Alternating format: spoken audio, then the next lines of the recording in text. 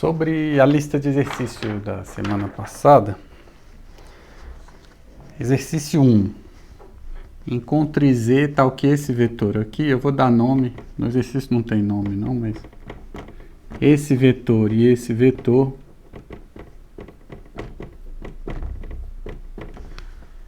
sejam ortogonais. Você encontrar Z para esses dois serem ortogonais. É só fazer o produto interno, né? Eles serem ortogonais é a mesma coisa que o produto interno ser igual a zero. Você monta e vai dar um sistema. E aí você descobre qual o Z que faz esse negócio dar zero, né? Moleza. Geometricamente, você tem em 3 dimensões. Eu vou desenhar só em 2. Não jogo o X fora, finge que é só o Y e o Z. Mas basicamente você tem um vetor A e você tem quase um vetor B. Mas o vetor B é como se fosse assim, ó. Você escolheu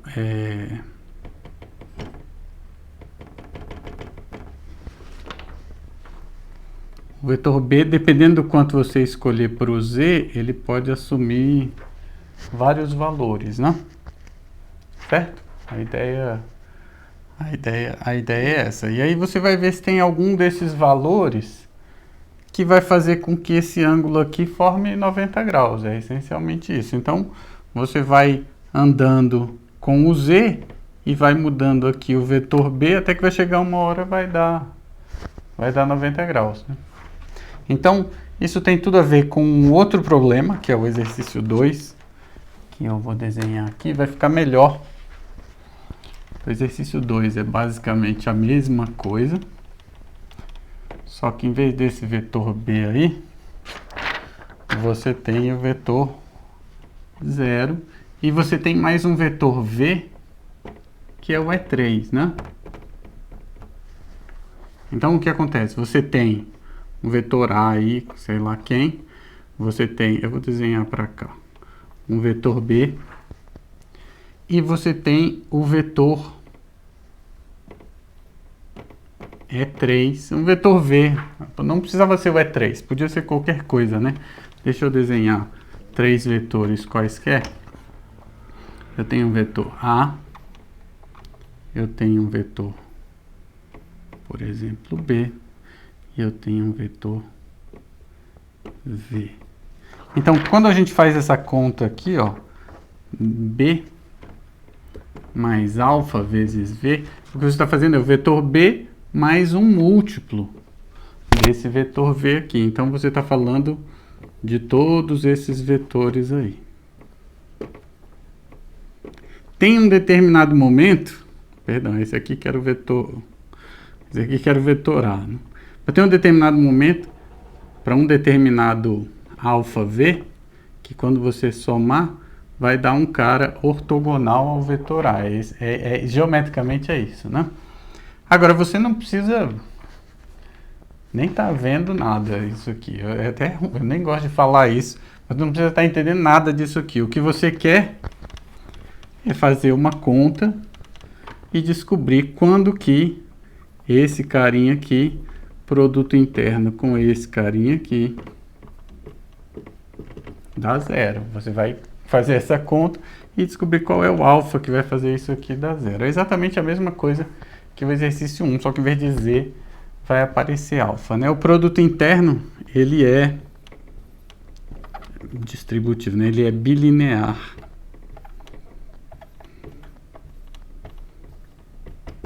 Então esse vetor B foi dado, vetor A foi dado, vetor V foi dado, você substitui tudo e descobre quem é o vetor alfa, né? Esse é o exercício 2. O exercício 3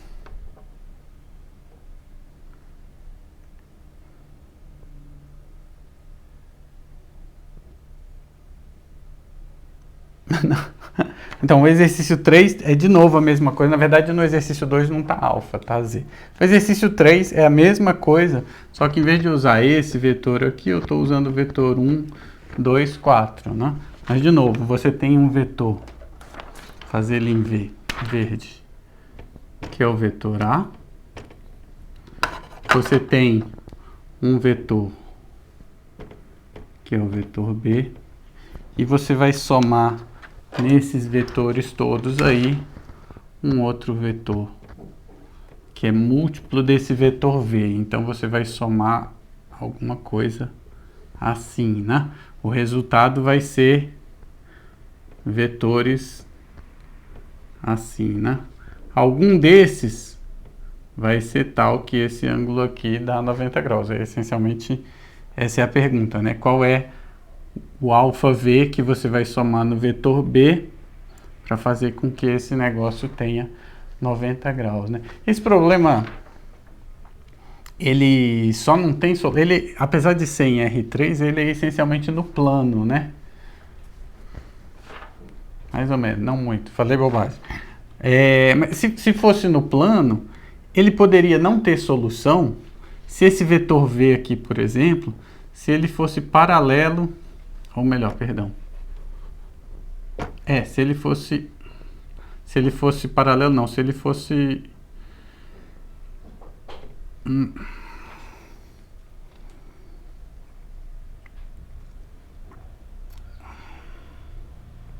Se ele fosse ortogonal ao vetor A, né? Eu estava pensando aqui um pouco, perdão. Porque, deixa eu desenhar aqui. Nada disso faz parte do problema, tá? O problema é muito simples. Eu só quero fazer uns comentários, né? Mas, de novo, olha só. Se você tem um vetor, o vetor B, o vetor A. Se o vetor V ele for ortogonal ao vetor A, pelo desenho você vê que por mais que o B suba, ele nunca vai ficar ortogonal também ao vetor A, né? Certo? Mesmo em R3, né? A situação é a mesma. Por quê? Porque quando você calcula, fazendo a conta, né? Quando você calcula A, produto interno com B mais alfa V, se esse V for ortogonal ao A, isso aqui, se o V for ortogonal ao A, isso aqui vai ser simplesmente a mesma coisa que isso daqui. Você está calculando a projeção. Lembra, o produto interno é muito parecido com projetar o vetor B no vetor A. Então, quando você soma uma coisa que já é ortogonal, a projeção é a mesma, a projeção não muda. Então, essa projeção vai ficar constante, porque você está somando alguém que é sempre ortogonal ao próprio vetor A.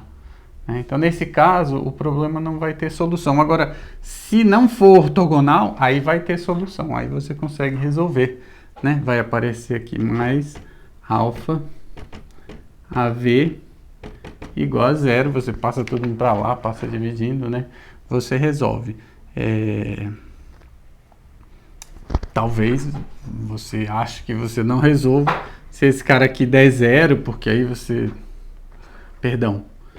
Se esse cara aqui der zero. O problema é esse cara aqui dar zero, né?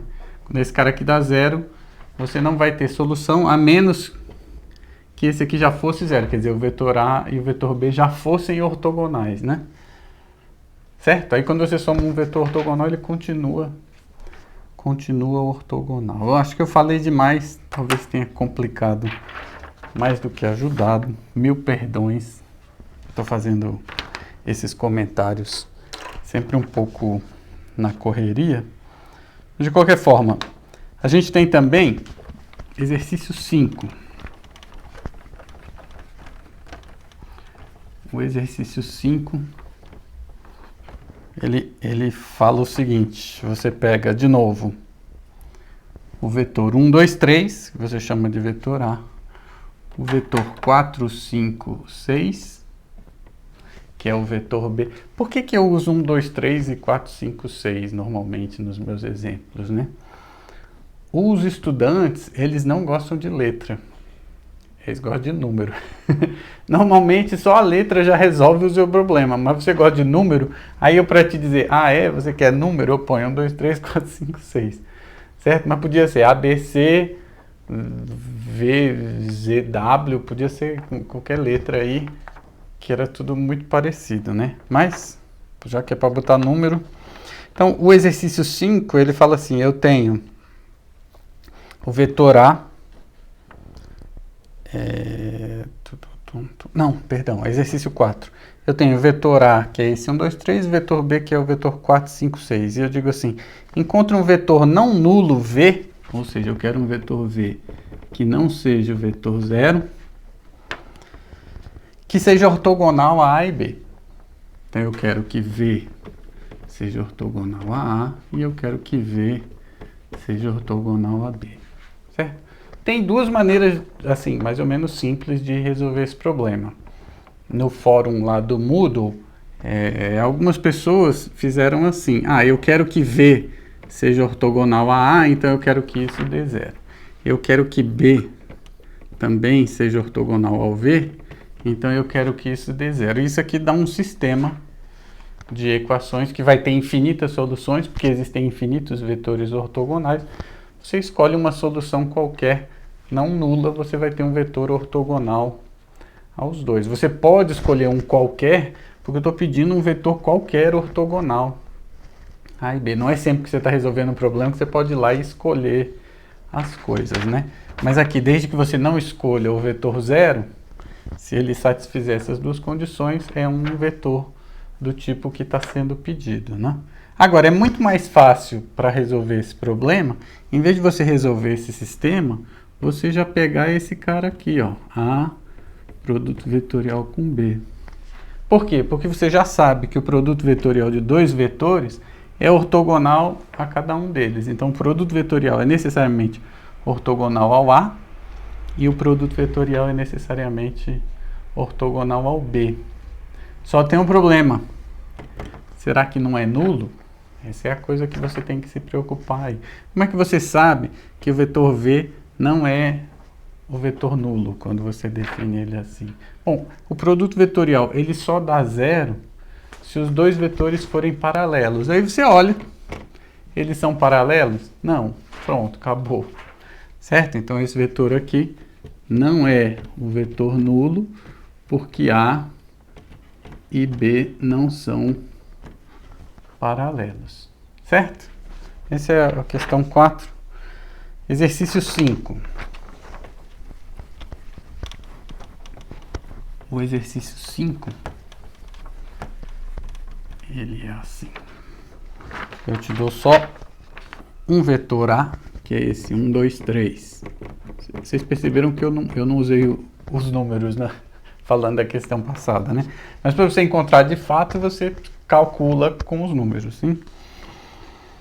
Bom, o vetor A é esse, e eu quero que você encontre um vetor não nulo B que seja ortogonal a esse carinha aí. Aí eu estou em R3, eu tenho um vetor e eu quero alguém ortogonal. Tem infinitas pessoas, tem todo um plano ortogonal a esse vetor, certo? Eu tenho muita gente ortogonal. Uma coisa que está pedindo aqui, e que se eu não estiver pedindo é porque eu provavelmente esqueci, mas eu quero que esse vetor ortogonal não seja o vetor nulo, certo? Se você for malandro, quando alguém pedir um vetor ortogonal, você diz o vetor nulo. Normalmente você não quer o vetor nulo. Bom, às vezes tem que ser malandro, não? Me dá um vetor ortogonal. É o vetor nulo. O primeiro que você tinha que pensar era no vetor nulo. Porque aí você lembra de, na sua exigência, colocar me dê um vetor não nulo. Certo? Se eu esquecer, você me chama atenção. Provavelmente eu queria um vetor não nulo. Bom, você quer um vetor não nulo ortogonal a esse carinha? Tem um monte, escolhe o que você quiser. Eu gosto de fazer assim. Pega uma coordenada 0 e pega outras duas, troca o sinal de 1 e troca elas de posição. Isso dá sempre certo, né? Eu gosto de fazer assim. Então, pronto. Pá, tomei um. Tem vários, né? Aí tá dizendo assim, agora utilize o produto interno para escrever esse vetor aqui, ó. Nessa forma aqui, alfa vezes A mais beta vezes B mais um N, onde esse N ele é ortogonal ao A e esse N ele é ortogonal ao B, certo? Só tem uma solução esse problema aí. Tem uma porção de gente que está montando o sistema e tentando descobrir. O problema é o seguinte, aqui você tem uma incógnita. Aqui você tem mais uma, duas incógnitas. E aqui você tem 3 incógnitas. Esse problema tem 5 incógnitas. É um pouco natural as pessoas às vezes quererem procurar esse vetor n primeiro. Mas são 3 incógnitas, né? Então, o produto interno, que é o produto escalar, ele funciona, num certo sentido, como uma máquina que joga fora tudo que é ortogonal. Então, eu já sei que o A e o B são ortogonais, e o A e o N é ortogonal. Então, quando eu faço o produto interno com o vetor A, eu jogo fora todo mundo que é ortogonal. E eu não jogo fora, porque jogar todo mundo fora é fácil, né? É só multiplicar por 0. O difícil é você jogar todo mundo fora menos 1. Certo? Então, quando você pega esse vetor aqui e faz o produto interno dele com o vetor A, você vai obter alfa até ruim, o produto interno de A com A, mais beta vezes o produto interno de A com B, 0, mais N vezes o produto interno, mais N produto interno com A, que também é 0, porque o N e o A são ortogonais. Então, se você já souber que o vetor pode ser escrito assim, e esses caras são todos ortogonais, para descobrir cada um dos coeficientes ali, você só faz o produto interno. Aqui você descobriu quem é o alfa. É 14 dividido por esse negócio aqui. Certo? Da mesma forma, você multiplica por B, esse vai zerar, esse vai dar norma de B ao quadrado vezes beta, e esse aqui vai zerar. E aqui você faz a conta também, você descobre o beta. Descobriu o alfa e o beta, você já sabe esse vetor, já sabe esse vetor, já sabe esse vetor. Quem que é o N? Esse, perdão, o N é esse menos esse menos esse. Certo? Então, acho que esse é o jeito mais fácil e você está usando aí com sabedoria essa coisa da ortogonalidade. Certo? Então, essa é a questão 5. A questão 6 é só porque eu queria muito que vocês lembrassem de uma coisa. Toda vez que você tem uma transformação linear de um Rn em R, perdão, eu vou escrever R3, mas podia ser um Rn qualquer. Ela é dessa forma aqui, ó, ela pega um x, y, z e leva num alfa x mais um beta y mais um gama z. Toda transformação linear de R3 em R tem essa cara. Isso aqui, na verdade, é o produto interno do vetor x, y, z com o vetor alfa, beta, gama. Então, essa f, ela poderia ser escrita assim, f de v é igual ao, você pega o vetor v e faz o produto interno com alfa, beta, gama. Certo? A f pode ter essa fórmula aqui. Pega o produto interno, pega o vetor e faz o produto interno com esse carinha aqui. Esse carinha aqui é o que eu estou chamando de A. Eu quero que você descubra quem é esse vetor. É só olhar a fórmula, né? O produto interno está escrito aqui. Então, no caso específico da função aqui do exercício 6, você tem que ficar atento porque está fora de ordem aqui o x, y, z, mas ele é assim, menos uma vez x, mais uma vez o y, mais uma vez o z. Então, calcular f de um vetor v é a mesma coisa que fazer o produto interno com esse carinha aqui, né? Certo? Então, esse é o vetor A e a fórmula é essa daqui. E aqui entra... Bom, como eu já dei a resposta para o diabo do exercício, você na hora de fazer lá para entregar, você faz bonitinho, né? Certo?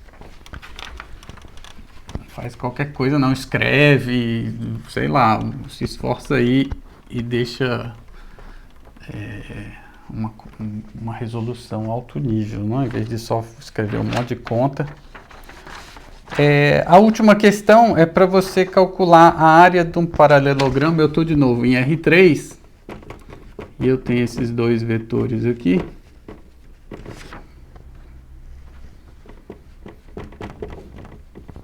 Ou seja, pega quaisquer dois vetores lá em R3 e eu quero saber a área desse paralelogramo. Aí, esse cara é o vetor A, esse carinha aqui é o vetor B. Se você tivesse em R2, a área é o determinante. Você não está em R2, você está em R3.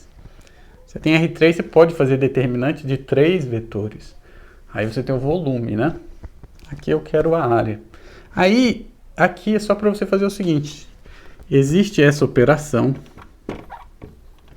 em R3 e você sabe que esse vetor aqui, que você sabe fazer a conta, esse vetor aqui, ele tem algumas propriedades. Uma delas é que ele é um vetor que é ortogonal tanto ao A quanto ao B. Ele é um vetor assim. Outra coisa é que o tamanho desse vetor, a norma desse vetor, é justamente a área desse paralelogramo aí. Então, o que esse exercício está pedindo? Faz o produto vetorial desses dois e calcula a norma, que é tirar a raiz quadrada da soma dos quadrados, né, das coordenadas. Então, o problema que você tem aqui é calcular o produto vetorial dessas duas pessoas, né? E o exercício 8 eu acho muito bacana, mas eu não vou comentar, não. Essa semana foi fácil, hein?